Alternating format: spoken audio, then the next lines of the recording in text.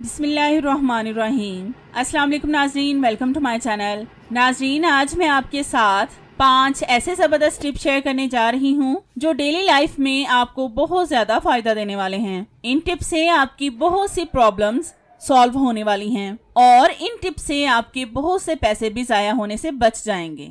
इन tips से आपका घंटों का काम मिनटों में हो जाएगा। बस आपसे रिक्वेस्ट है कि वीडियो को अंत तक लाजमी देखें और इन टिप्स से फायदा उठाएं। तो चलें शुरू करते हैं अपनी पहली टिप बिना टाइम जाया किए। आपने अक्सर देखा होगा कि जिन खवातीन की नजर कमजोर होती है उनको सुई में धागा डालने में मुश्किल पेश आती है, लेकिन अगर 3-4 धागे इकट्ठे सुई में डालने हों तो वो जल्दी नहीं डलते। बेशक जिनकी नजर ठीक हो उनसे भी नहीं डलते। आज मैं आपके साथ 3-4 इकट्ठे एक साथ सुई में धागे डालने की ऐसी जबरदस्त टिप बताऊंगी जिससे आप बहुत आसानी से सुई में धागे डाल सकेंगे। तो इसके लिए हम लेंगे एक टेप का पीस, फिर हम इस धागे को इस टेप के पीस पर रखकर टेप को फोल्ड करेंगे। अब हम टेप के बाकी हिस्सों को काट कर टेप की नोक बना लेंगे।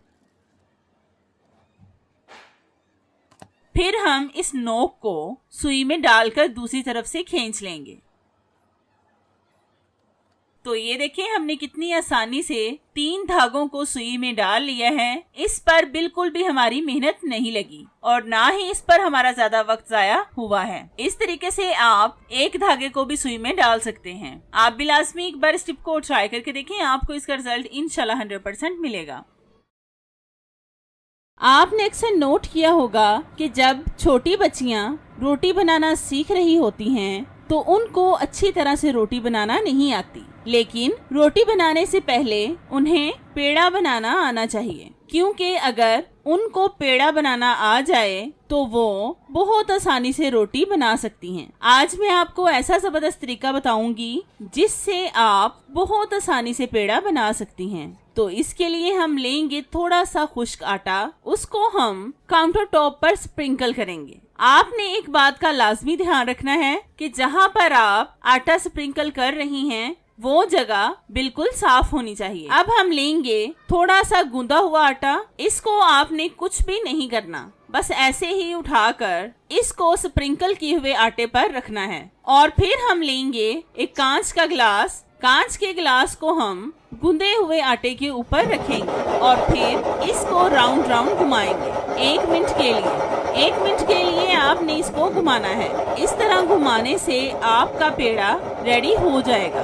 तो जैसा कि आप देख सकते हैं कि हमने ग्लास को 1 मिनट के लिए घुमा लिया है, हमारा पेड़ा भी बनकर रेडी हो चुका है। अगर आपको भी पेड़ा बनाना नहीं आता तो इस तरीके से पेड़ा बनाएं, इससे आपकी रोटी बहुत गोल गोल बनेगी। आप भी लाजमी एक बार इस टिप को ट्राई करके देखें, आपको इसका रिजल्ट इंशाल्लाह 100% मिलेगा। नाज़रीन, ये टिप मेरी बहुत ही यूनिक है। आपने अक्सर देखा होगा कि इस तरह की ऑयल की बोतल्स हम जहाँ पर भी रखते हैं उस जगह पर ऑयल के निशान लाजमी पड़ जाते हैं। जब हम बोतल्स को हाथ लगाते हैं तो हमारे सारे हाथ भी ऑयल से भर जाते हैं। आज मैं आपको एक छोटी सी और आसान सी टिप बताऊंगी जो आपको बहुत ज्यादा फायदा देगी और इससे आपके हाथों पर भी ऑयल नहीं लगेगा। तो इसके लिए हम लेंगे टिश्यू पेपर। टिश्यू पेपर को हम अच्छी तरह से फोल्ड करके दरमियान से काट लेंगे गोल शेप में। फिर हम इस टिश्यू पेपर पर रबर बैंड लगाएंगे, एक ऊपर और एक नीचे।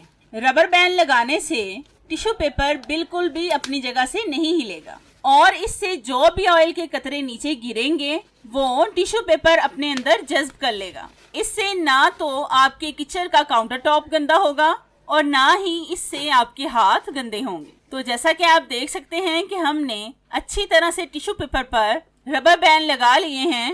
अब आप अपनी ऑयल वाली बोतल्स को जहां पर मर्जी रखें, ऑयल बिल्कुल भी आपकी बोतल या फिर काउंटर टॉप पर नहीं गिरेगा। आप भी लाजमी एक बार इस टिप को ट्राई करके देखें, आपको इसका रिजल्ट इंशाल्लाह 100% मिलेगा। इससे वो चीज बनेगी जो बाजार से आजकल बहुत महंगी मिलती है। आपने इसको मुकम्मल जलाकर इसकी राख बनानी है। तो ये देखिए हमने इसको जलाकर इसकी राख बना ली है। अब हम इसको छलनी से छान लेंगे ताकि जो भी इसके अंदर बड़े बड़े से पीस हैं वो निकल जाएं और नरमो मुलायम सी राख बच जाए। तो ये देखिए हमने इसको छान लिया है। अब हम इसमें डालेंगे एलोवेरा जेल। मेरे पास ये बाजार की जेल है, अगर आपके पास ओरिजिनल एलोवेरा जेल हो तो वो डालें क्योंकि वो इससे ज्यादा बेहतर है। अब हम इनको अच्छी तरह से मिक्स करेंगे ताकि ये क्रीमी सी हो जाए। तो ये देखिए हमने इसको अच्छी तरह से मिक्स कर लिया है। अब मैं आपको बताती हूँ कि आपने इसका इस्तेमाल कैसे करना है। अब आप इसको सर के बालों पर लगाएं, ये आपके बालों पर हेयर कलर का काम करेगा। अगर आप इसको मेहंदी में डालकर लगाना चाहें तो इसको मेहंदी में भी डाल सकते हैं। अगर आपकी मेहंदी केमिकल वाली हुई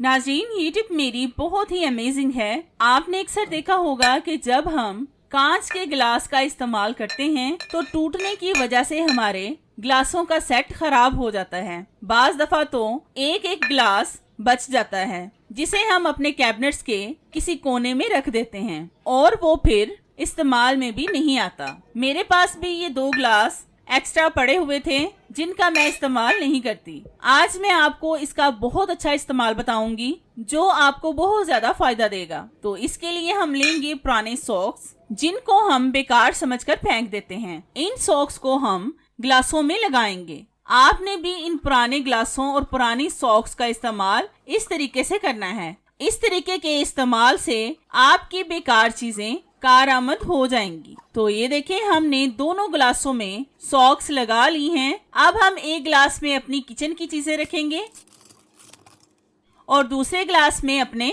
मेकअप के ब्रश रखेंगे। ब्रश वाले ग्लास को आप अपने ड्रेसिंग टेबल पर भी रख सकते हैं। ये ड्रेसिंग टेबल पर पड़े हुए बहुत खूबसूरत लगेंगे। इन ग्लासों की सॉक्स जब भी गंदी हों तो इनको उतार कर धो लें और फिर इन ग्लासों पर लगा दें। तो ये देखें नाजरीन, हमने इन गिलासों में चीजें डाल दी हैं और ये देखने में कितने खूबसूरत लग रहे हैं जैसे ये इन चीजों के ही स्टैंड हों। आप भी लाजमी एक बार इस टिप को ट्राई करके देखें, आपको इसका रिजल्ट इंशाल्लाह 100% मिलेगा। हमारी रोजाना नई नई वीडियोस देखने के लिए और हमारी फैमिली का हिस्सा बनने के लिए हमारे चैनल को सब्सक्राइब करें और साथ बेल आइकन पर भी लाजमी क्लिक करें ताकि हमारी नई आने वाली वीडियोस का नोटिफिकेशन आप तक आसानी से पहुंच सके। अगर वीडियो अच्छी लगी हो तो लाइक करें और अगर कोई सवाल हो तो कमेंट्स करके लाजमी पूछें। मैं आपके हर सवाल का जवाब दूंगी। Thank you so much for watching. Allah Hafiz.